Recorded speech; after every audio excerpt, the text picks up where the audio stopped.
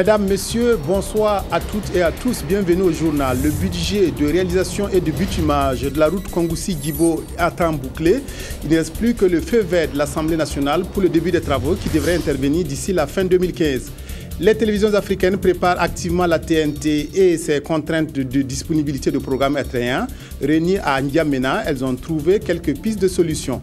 Bientôt la rentrée des classes et le ministère de l'Industrie, du Commerce et de l'Artisanat veille au grain. En ce qui concerne les prix des fournitures scolaires, il a lancé des opérations de contrôle sur l'ensemble du pays. Ainsi donc, les travaux de réalisation et de bitumage de la route Kongoussi-Djibo débuteront avant la fin 2015. C'est la principale information donnée aux journalistes ce matin par la Direction générale des routes qui a tenu une conférence de presse. Les spécialistes des routes ont précisé que le budget du projet serait bouclé à ce jour et on n'attend plus que son adoption par l'Assemblée nationale. Sidi Payete et Léonore Ouedraogo. La route Kongoussi-Djibo bientôt bitumée pour le grand bonheur des populations. Les travaux seront officiellement lancés en fin 2015. C'est l'information portée aux hommes de médias à cette conférence de presse animée par la Direction générale des routes. Longue de 96 km, les travaux de bitumage de la route seront financés par la Banque africaine de développement BAD et la Banque arabe pour le développement économique en Afrique BADEA à hauteur de 41 milliards de francs CFA, de 29 milliards sous forme de prêts. Le financement de la BADEA servira pour le bitumage de la route Kongoussi-Yargo et la BAD poursuivra le reste du tronçon jusqu'à Djibo. En fonction de l'évolution des dégradations, nous soumettons les différents projets à une étude technique de bitumage. Et c'est à l'issue de l'étude technique de bitumage, cette étude qui comprend une étude économique, une étude environnementale et une étude technique détaillée. À l'issue de cette étude, en fonction des données de l'étude, nous voyons si le projet est rentable pour le bitumage. À ce jour, tout le budget serait bouclé et les documents d'appel d'offres pour la sélection de l'entreprise et de la mission de contrôle sont entre les mains des bailleurs de fonds. Si le projet est adopté à l'Assemblée nationale, nous allons, après l'avis des bailleurs de fonds, procéder au lancement des appels d'offres. Nous allons procéder à un lancement technique des travaux de bitumage de cette route. Ce financement servira également à la réhabilitation de 54 km de pistes rurales, 5 km de voiries urbaines en pavé à Kongoussi et à Djibo et à la réhabilitation de la piste à bétail le long de la route à bitumer. La Direction générale a aussi en projet le bitumage des routes d'Itir-Thomas-Touga, longue de 84 km avec le financement de la Banque ouest africaine de développement et d'Edougou-Touga financé par la Banque islamique de développement. À l'issue d'une mission dans 49 communes des 13 régions du Burkina, l'heure est venue pour le réseau des parlementaires pour l'eau, l'hygiène et l'assainissement REFA de partager ses enseignements tirés avec ses partenaires. D'où la tenue d'un atelier de restitution pour capitaliser les données collectées sur le terrain et espérer qu'une suite soit donnée au rapport afin d'améliorer les conditions d'hygiène et d'assainissement des populations. Sougri Noma, Ibrahim Guigima. Courant août 2014, les députés, membres du réseau des parlementaires burkinabés pour l'eau potable, l'hygiène et l'assainissement sont sur le terrain. Ils constatent eux-mêmes la mise en œuvre par l'État du programme national d'approvisionnement en eau potable et en assainissement. Quelques semaines après, c'est la restitution du rapport de cette mission. Il est établi que sur les 13 régions du pays, 3 ont atteint la cible de 76% d'accès à l'eau potable et aucune région n'a atteint le seuil de 54% en assainissement. Il y a des communes qui on ne comprend pas pourquoi ces communes n'ont pas pu atteindre leur cible. Il y a suffisamment d'eau dans ces communes, mais le taux d'accès est très faible.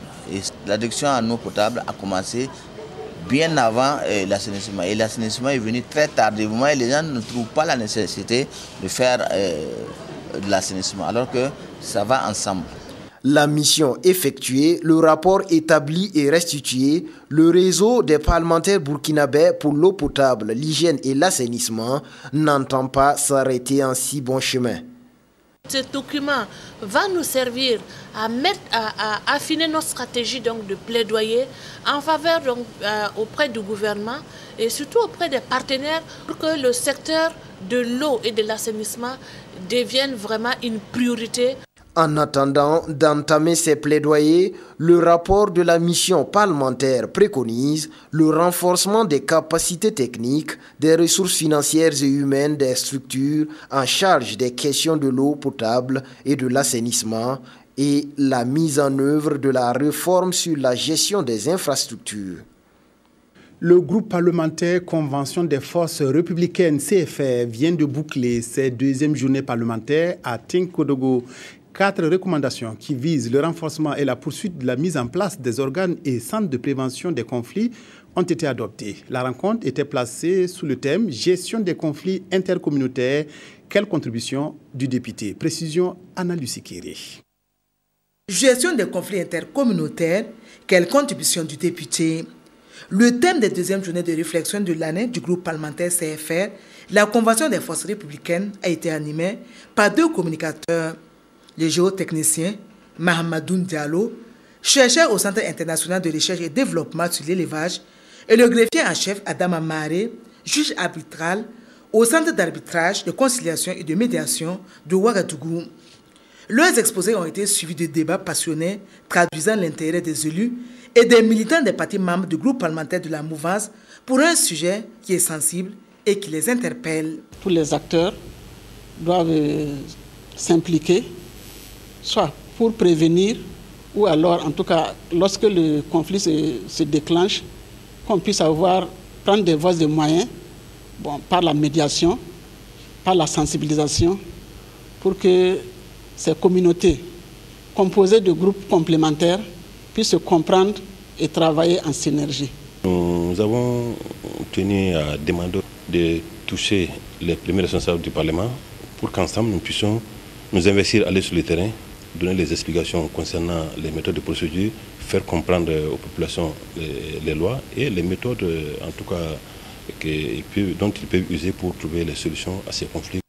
À l'issue de leurs échanges, les participants aux journées parlementaires ont formulé 4 recommandations. À l'endroit du gouvernement, ils souhaitent notamment qu'il poursuive la mise en place des centres et organes de prévention des conflits et qu'il dote les instances de gestion des conflits de moyens conséquents pour les rendre fonctionnels et opérationnels. J'avoue que c'est un lièvre que nous avons levé et il est trop rapide par rapport à notre groupe parlementaire et nous tenterons d'en faire une affaire de toute la représentation nationale. Je suis un peu inquiet parce que le sujet il n'est pas simple. Il n'est pas simple, il y a beaucoup d'implications, mais j'ai espoir que tôt ou tard, on arrivera au bout du tunnel. En marge des travaux de leur journée de réflexion, les députés du groupe parlementaire CFR ont rendu une visite de courtoisie au chef de Tinkodogo. Le 10 mai de Zumbantenga les a invités à poursuivre la réflexion et à œuvrer pour la paix au Burkina Faso afin que tout le monde puisse mener ses activités en toute quiétude. Des jeunes militants du MPP du Houé ont annoncé leur démission de ce parti au cours d'une conférence de presse organisée la semaine dernière à Bobo-Dioulasso. Ces jeunes affirment avoir été déçus par le mouvement du peuple pour le progrès, d'où leur retour au Bercail pour soutenir l'organisation d'un référendum autour de l'article 37. Kadou Romenki, reportage.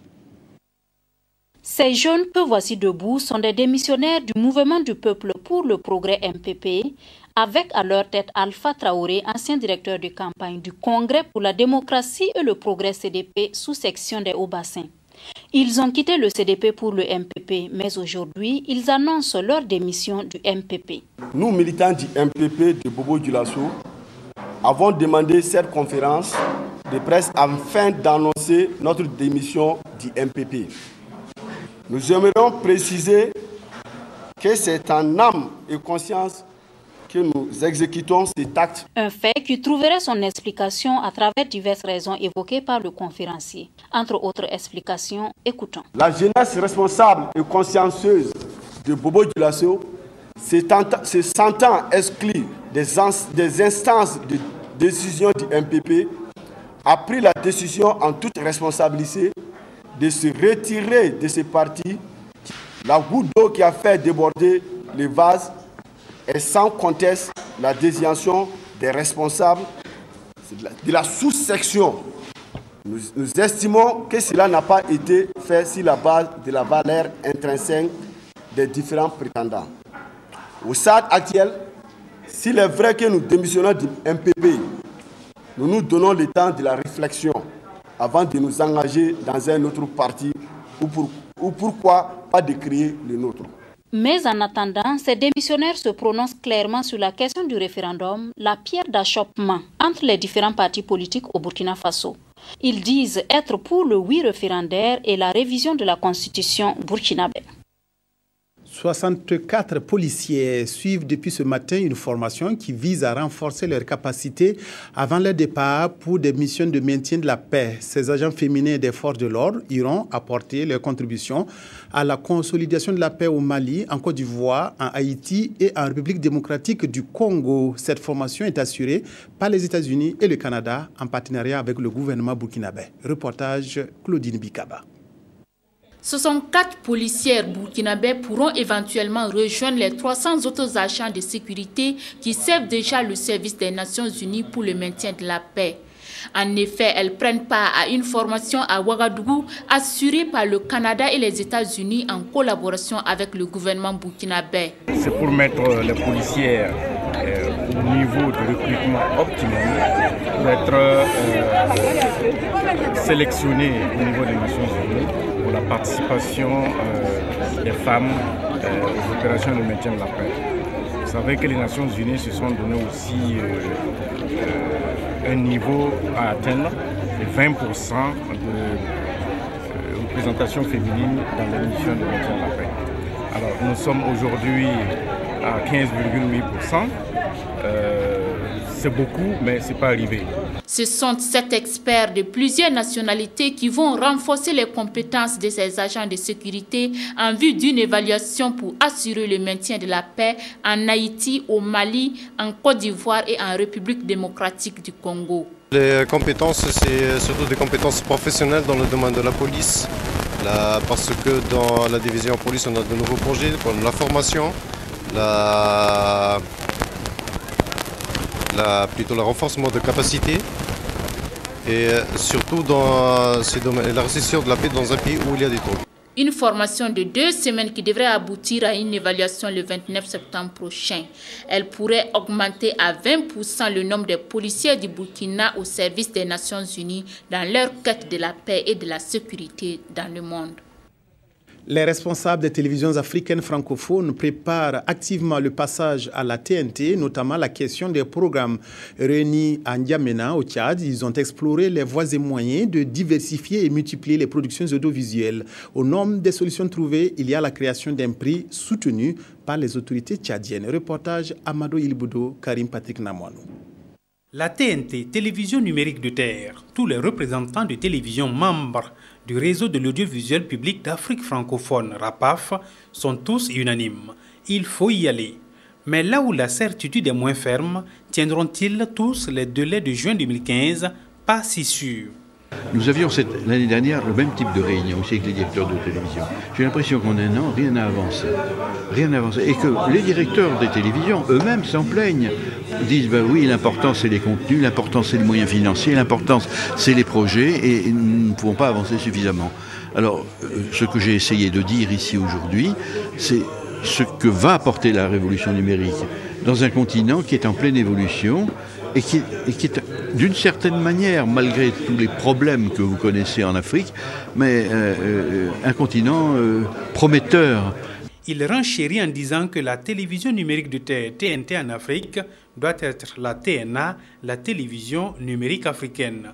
Une télévision du futur où le continent s'exprimera et se reconnaîtra au lieu d'être les reflets des images étrangères. Encore faut-il avoir des productions audiovisuelles en nombre et en qualité. Au Burkina Faso, des actions déjà entreprises seront renforcées et des partenariats ne sont pas exclus. Ce partenariat est à créer. Nous sommes dans cette dynamique de créer ces liens de partenariat avec nos télévisions sœurs. Parce que tout seul, on ne peut rien faire. Et même si on arrive à le faire, ça n'aura pas cette connotation de diversification justement des cultures que nous voulons partager avec nos frères. Et aussi, je pense que dans la coproduction, nous avons plus de chances de réussir le financement. Pour encourager l'augmentation et la diversité des contenus pour les télévisions d'Afrique francophone, un prix dénommé Toumaï sera bientôt lancé. Au-delà du prix, il faudra envisager d'autres réflexions pour promouvoir les télévisions et leurs programmes. Aujourd'hui, avec le passage au numérique, les pays africains, les pays du Sud en général, peuvent entrer dans la grande compétition en puisant dans ces trésors ancestraux, les trésors culturels, les pratiques, etc. Et il y a un marché pour ça. L'exemple de Nollywood au Nigeria nous montre que, avec très peu de moyens, mais avec beaucoup d'intelligence et de bonne volonté, on peut s'offrir un immense marché planétaire, n'est-ce pas, d'œuvres audiovisuelles. N'Djamena vient de jeter les bases pour une coopération plus accrue entre les chaînes de télévision d'Afrique francophone, une coopération dont la TNT pourrait servir de passerelle. À N'Djamena s'est également tenu le premier salon international des technologies de l'information et de la communication, en abrégé CITIC. Pendant une semaine, les participants, en majorité des jeunes, ont été formés sur l'éthique par des experts venus du monde entier. Ce salon a aussi permis au Tchad de lancer un grand projet de réalisation d'un centre africain d'éthique. Karim Patrick Namano. Les ambitions de la République du Tchad se concrétiseront avec la construction du Centre africain des technologies de l'information, CATI, un véritable incubateur des technologies de l'information et de la communication TIC sur l'échiquier continental à l'horizon 2025. Le CATI comportera plusieurs pôles d'activité allant de la recherche à la réalisation en passant par la formation, la production audiovisuelle et l'innovation technologique. L'objectif est de réduire la fracture numérique entre le Nord et le Sud. L'œuvre que nous avons contribué au notre continent Afrique doit se concrétiser au plus grand bénéfice de la jeunesse africaine qui est différente de la compétence.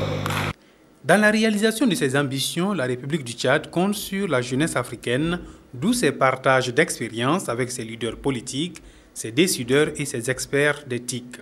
Pendant 3 jours, ils ont transmis aux jeunes leurs connaissances sur les solutions informatiques pour l'Afrique, sur la sécurité des systèmes d'information, sur le futur de la télévision, sur les e-services, bref, sur l'éthique et le développement de l'Afrique. Il faudrait que les Africains laissent de côté la voie de l'Europe et qu'elles se retrouvent vers nos pays parce que nous avons des potentialités et nous sommes capables de développer nos pays nous-mêmes. La République du Tchad a montré la voie en organisant le premier salon international des technologies de l'information et de la communication en Afrique.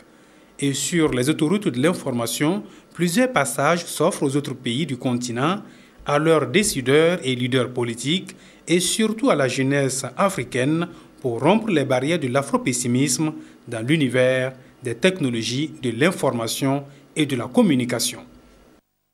À quelques jours de la rentrée des classes, le ministère de l'Industrie, du Commerce et de l'Artisanat a initié une opération de contrôle des prix des fournitures scolaires sur toute l'étendue du territoire. Cette première journée a été marquée à Ouagadougou par des visites inopinées chez les importateurs et revendeurs. Le contrôle vise à s'assurer que les commerçants respectent la réglementation en matière de concurrence, de fixation des prix, de facturation et d'information du consommateur. Le reportage est signé Sié Sylvestre. Un briefing à la Direction générale du contrôle économique et de la répression des fraudes permet de s'imprégner du but de l'opération de contrôle des prix des fournitures scolaires entamée ce 15 septembre. Le ministère en charge du commerce veut s'assurer du respect de la réglementation dans ce commerce, surtout en cette période de rentrée scolaire. Quand vous importez un article scolaire, vous déterminez un prix de revient licite auquel nous ajoutons, la réglementation vous autorise à ajouter une marge bénéficiaire et vous déterminez un prix de vente maximum à ne pas dépasser et les contrôleurs vérifient si vous avez respecté cette réglementation. Les contrôles sur le terrain sont inopinés. Le magasin de vente en gros Technoplus est le premier point de chute des contrôleurs. Constat, discussion et prise de note meuble la séance de vérification. Selon les procédures, bon, il est grossiste. Normalement, on ne doit pas lui reprocher le fait de ne pas afficher les prix, mais il devait avoir un tableau où il doit noter quand même. Ici, c'est une librairie de vente en détail de Diatfa. A priori, tout semble en règle. Les prix, au dit de la première responsable, sont fixés en fonction de la qualité des produits. Oui, après quelques 20 minutes de contrôle, nous avons constaté qu'il y a quelques articles où les prix ne sont pas affichés. Voilà, et donc c'est le seul constat pour le moment, de façon pratique, qu'on peut constater. Parce qu'à la suite du contrôle, il y a un travail qui sera fait au bureau, et un travail de fond. Quant à l'opération de contrôle, clients et commerçants reconnaissent sa nécessité. Je salue cette initiative parce que je trouve qu'elle limite la concurrence déloyale. Et après, donc chacun respecte la réglementation comme c'est demandé dans les lois. Et ça permet aussi aux clients d'avoir des prix abordables pour leur entrée. D'un marché à un autre, il y a toujours une différence.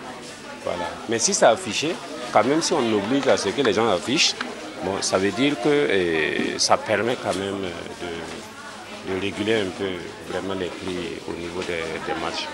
3 autres magasins ont reçu la visite des contrôleurs.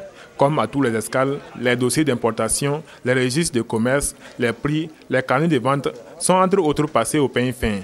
Et tous les manquements sont passibles de sanctions. À la faveur de la rentrée scolaire, des commerces de vente de fournitures à l'étalage poussent partout comme des champignons. Mais ces commerces semblent pour l'instant exemptés du contrôle et au dit de certains clients, tels que Samiratou Tenyerbego, élèves en classe terminale D, les produits sont bon marché. Les contrôles des prix des fournitures scolaires se poursuivent et vont se dérouler sur toute l'étendue du territoire national. La rentrée scolaire s'annonce sous de bons auspices pour les populations de Kokologo dans le Boulkiemde. En une seule journée, elles ont inauguré un complexe scolaire et ses futurs occupants dotés en manuel pour leur première année de formation dans cette enceinte du Savoie qui accueillera des élèves de la 6e à la seconde pour ses débuts. Reportage Yolande Lompo. Une remise symbolique de manuels à l'occasion de l'inauguration d'un complexe scolaire. La scène se déroule au secteur numéro 3 dans la commune de Kokolgo, où dès la rentrée 2014-2015, les élèves du complexe scolaire Joseph Katchien se distingueront par le port de cette tenue. Bâti sur une superficie de plus de 3 hectares à hauteur de 20 millions de francs CFA, il a été baptisé du nom du père fondateur de la jeunesse étudiante catholique. Nous avons milité dans un mouvement que nous appelons la jeunesse étudiante catholique GEC, qui nous a tout donné. Et pour moi, aujourd'hui, je pense que c'est un acte de reconnaissance et de témoignage de cet homme-là. C'est un message que je porte. Il n'est pas burkinabé, il est belge, mais nous pensons que les bonnes personnes, où qu'elles soient, peuvent toujours être source d'inspiration pour d'autres personnes.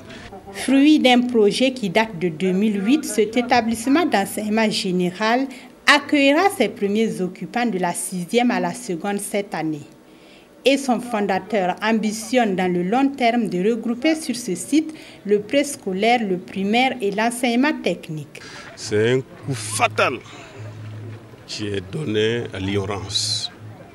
Et nous pensons qu'à l'étape actuelle, où toutes les mutations sont en train de s'opérer dans le système éducatif, le système de l'enseignement secondaire et supérieur, et au niveau de la formation professionnelle, nous nous laissons convaincre qu'actuellement, l'éducation ou l'enseignement n'est plus seulement une priorité, mais davantage une question de souveraineté. Et je pense que la CAIES que nous avons tenue tout récemment en a suffisamment dit long. Rigueur, travail et succès est la devise de ce complexe scolaire privé. Et du haut de cette tribune, les différents intervenants ont tous loué cette initiative qui devrait contribuer à réduire le taux d'analphabétisme au Burkina Faso. Le ministre délégué chargé de l'alphabétisation, Amadou Diamdouda Diko, a visité 2 centres d'alphabétisation à Tenkodogo le week-end dernier. Ces centres ont pour vocation l'alphabétisation et l'éducation des jeunes filles de la région du Centre-Est pour permettre une autonomisation des femmes d'ici 2015. Reportage à Tenkodogo, Amadou Marcel To. Lire et écrire en moré relevait d'un parcours de combattant pour Nafissatou Konfé et ses camarades ici à Tenkodogo. Avec la mise en place des centres d'alphabétisation et de promotion de langues comme celui-ci, leur situation d'analphabétisme est en train de devenir un vieux souvenir. Nous avons commencé à lire et à écrire il y a seulement 10 jours. J'avoue qu'avec le peu que j'ai appris, me donne envie de continuer. Je regrette le fait de n'avoir pas été à l'école depuis mon enfance. Ce matin, elles ont reçu la visite du ministre délégué chargé de l'alphabétisation, venu les encourager pour leur détermination. La langue Bissa est également enseignée dans ce centre à Garango. Et les centres qui viennent de s'ouvrir, pour nous permettre donc de rencontrer les femmes et de prendre également la mesure de la tâche donc, sur le terrain. Au lieu de rester à Ouagadougou et d'écouter, il vaut mieux donc descendre sur le terrain et d'échanger directement avec les apprenantes. Je pense que c'est à partir de là, les femmes certainement aussi ont appris quelque chose de nous, comme nous avons également appris quelque chose d'elles, qui nous permettent donc d'améliorer le travail sur le terrain, mais aussi notre vision des choses, parce qu'il faut que ce que nous disions théoriquement, que nous puissions le transformer sur le terrain pratique, donc qu'il soit réel et réalisable. Et pour la promotion de l'éducation inclusive, Amadou Diamdioda Diko a accordé une attention particulière à ses enseignants en formation en langue de signes à Bougoula. La cartographie et l'évaluation du système de protection de l'enfant au Burkina étaient au centre d'une conférence de presse animée par le ministère de l'Action sociale et de la Solidarité nationale. L'objectif de cette cartographie est de mettre à la disposition du gouvernement et des partenaires techniques et financiers des données sur la situation des enfants burkinabés. Nathalie Savargo, reportage. L'initiative de la cartographie et de l'évaluation du système de protection de l'enfant répond à un but précis qui est d'identifier les forces et faiblesses des enfants. Des pratiques de prise en charge et des stratégies sont explorées et analysées afin de lutter contre l'exploitation et les violences faites aux enfants. Le combat des adultes, que ce soit individuellement ou collectivement, à travers les familles, c'est un combat pour l'avenir, donc un combat pour l'enfant. Avec l'appui technique et financier de l'UNICEF, le ministère de l'Action sociale et de la Solidarité nationale intervient sur les questions liées à la protection de l'enfant. Pour pouvoir soutenir le gouvernement du Burkina à travers le ministère de l'Action sociale et de la Solidarité nationale, et donc de travailler sur cet exercice qui est très important, qui permet vraiment de mettre le doigt, de comprendre déjà quels sont les types de vulnérabilités auxquelles sont confrontés les enfants du Burkina, et ensuite pouvoir mettre en place, savoir au niveau de la cartographie que font les acteurs dans le pays, pour pouvoir ensuite consolider les bonnes expériences qui ont déjà pu être développées au Burkina. Les résultats de la cartographie et de l'évaluation du système de protection de l'enfant montrent une persistance des phénomènes de vulnérabilité des enfants malgré les initiatives développées par l'État et ses partenaires. Ce présent rapport permettra à l'État de relire les textes afin de lutter efficacement contre l'exploitation et les violences faites aux enfants. Un atelier se tient depuis ce matin à Ouagadougou pour valider la stratégie de renforcement du ministère de la fonction publique et de son plan d'action. La rencontre donne l'occasion aux participants d'analyser les deux documents pour une bonne marche du ministère qui a en charge la fonction publique, le travail et la sécurité sociale. Une harmonisation des points de vue est donc essentielle. Touaboum, Evelyne Dabiri. Ces deux documents soumis à cet atelier pour amendement et validation sont élaborés pour donner une impulsion nouvelle au ministère en charge du travail. Ils sont le résultat de toutes les sensibilités et parties prenantes de ce département. L'un propose une stratégie de renforcement des capacités du ministère et le second, le plan de mise en œuvre de cette stratégie. Ce document de stratégie a essentiellement 4 axes, dont le volet infrastructure, le volet équipement, et le volet infrastructure et équipement, le volet formation, le volet développement informatique, mais aussi le volet communication. Et le plan d'action va décliner donc les différents axes stratégiques qui sont dans le document de stratégie en objectifs spécifiques, en axe stratégique, objectifs spécifiques, en activité et en résultats. Ce conclave vise à analyser, compléter aux besoins, puis adopter ces documents, une adoption qui va permettre d'améliorer les conditions de travail des agents du département en charge du travail. Cet atelier va, je l'espère, aboutir à un document de stratégie avec son plan d'action opérationnel qui, je l'espère, vont contribuer à améliorer la capacité du ministère pour qu'il soit davantage au service de l'administration et des citoyens. Et pour atteindre ces finalités, Vincent Zakane a appelé les participants à une mobilisation effective et à des propositions réalistes durant les 48 heures que vont durer les travaux. Les organisations de la société civile du Wé ont bénéficié d'un atelier d'information et de sensibilisation sur les effets des changements climatiques. Pendant 48 heures, les participants ont échangé autour des moyens à mettre en œuvre pour faire face aux changements climatiques. Ils ont aussi pu mettre en place des comités régionaux chargés d'informer les populations autour des changements climatiques. Reportage à Bobo Dilasso, Ali Traoré. L'un des grands défis du développement durable au XXIe siècle est le changement climatique. Et ces membres des organisations de la société civile sont réunis ici pour trouver les voies et moyens en vue d'une synergie d'action. Cet atelier d'information et de sensibilisation a pour objectif de soutenir les possibilités d'atténuation et d'adaptation aux effets du changement climatique. Le changement climatique aujourd'hui est une réalité qui touche tous les secteurs de notre économie. Et de ce fait interpelle tous les acteurs, que ce soit les acteurs étatiques ou la société civile. C'est en cela que nous saluons effectivement la présence, disons la tenue de cet atelier d'information. Un atelier d'information de 48 heures au cours duquel plusieurs modules seront passés en revue. Les modules de formation vont porter essentiellement sur le programme national d'adaptation au changement climatique qui a évolué et avec la prise en compte d'autres éléments à partir de fin 2013. Donc ce module serait dispensé et puis le contenu même des changements climatiques. Montrer aux gens quels sont les concepts autour du changement climatique, le contenu et quels sont les effets du changement climatique au niveau de notre pays et l'Afrique en général. En plus de ces modules enseignés, les membres de cette coalition vont mettre en place des comités régionaux qui seront chargés d'informer les populations sur les effets du changement climatique. C'est une initiative louable, d'autant plus que c'est des structures qui sont plus proches des populations et elles sont mieux disposées à faire accepter les nouveaux comportements face au changement climatique. Au terme de ces 2 jours d'échange, ces participants devaient être en mesure de mettre en place des plans d'action pour contrer les effets du changement climatique. L'actualité africaine sera traitée sous forme de télégramme avec plusieurs destinations, à commencer par l'Égypte, où les responsables chargés de la sécurité affirment avoir mis hors état de nuit des djihadistes qui officiaient dans la région du Haut-Nil.